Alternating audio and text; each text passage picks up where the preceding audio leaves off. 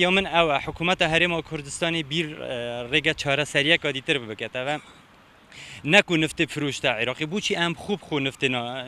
نافروشین آن بیر هنده ناکینه و هنده کمپانیا آنکور کفتن ادگر هنده کمپانیا بکن کو نفت حکومت هرم کردستانی بکریدن یەکێک لە هۆکارە سەرەکیەکانی کێشەکانی نێوان هەرێم و بەغدا فەرمانڕەواییکردنی ئەو عەقلیەتە شۆڤینی عەرەبیەیە کە لە بەغدا کە لە ڕابردووە لە ئێستاشدا پێی وایە کە هەرێمی کوردستان ناتوانێت فەرمانڕەوایی خۆی بکە. خۆشبەختانە هەرێمی کوردستان توانی سربەستانە نەوتی خۆی دەربهێنێ وە کڕیارێکی باشی بۆ پەیدا بکە بۆیە من پێم وایە کە هەرێمی کوردستان چیتر چاو لە دەست نەبێت لە بەغدا بەردەوامی بەم پرۆسیسە بدات بۆ ئەوەی بتوانێت سیاسەتێکی سربەخۆ و هەروەها ئابوووریەکی تەواوی سربەخۆ بۆ هەرێمی کوردستان دەستەبەر بکات. لەو هەلومەرجە ئێستادا بەڕای من حکومەتی هەرێمبیر لەوە بکاتەوە خۆی نەوتەکە بفرۆشێت بەڵام ئەوەی بەلای منەوە گرنگە پلانێک استراتیژی هەبێت لە حکومەتی هەرێم هەم بۆ ئەو بڕێکە دەری دەهێنێ هەم بۆ فرۆشتنەکەی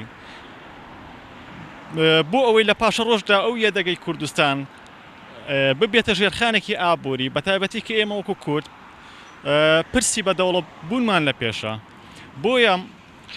لەو زروفە ئاڵۆزی عێراق کە ئێستا هەیەتی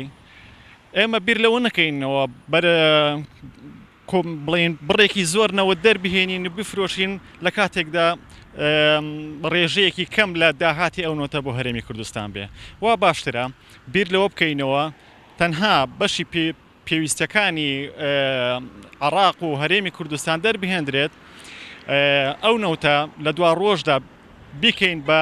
پاکێجێک یان بیکەین بە سەرچاوەیەک بۆ ژێرخانی ئابووری لە کاتێکدا کە دەوڵەتی کوردیمان ڕاگەیاند.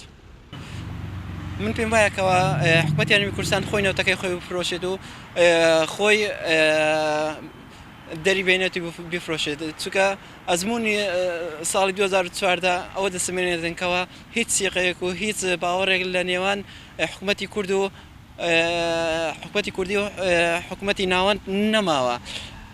دوای ئەوەی کەوا نزیکە ئێستا 6 مانگ لە ساڵی 2015 تێپەر دەبێ هەمان ئەو بەردە لە ئاژدرێتەوە کەوا لە ساڵی 2014 لێدرایەوە جا بۆیە من پێم وایەکەوە کورد خۆی نەوتەکەی خۆی دەربێنێت بفرۆشێت و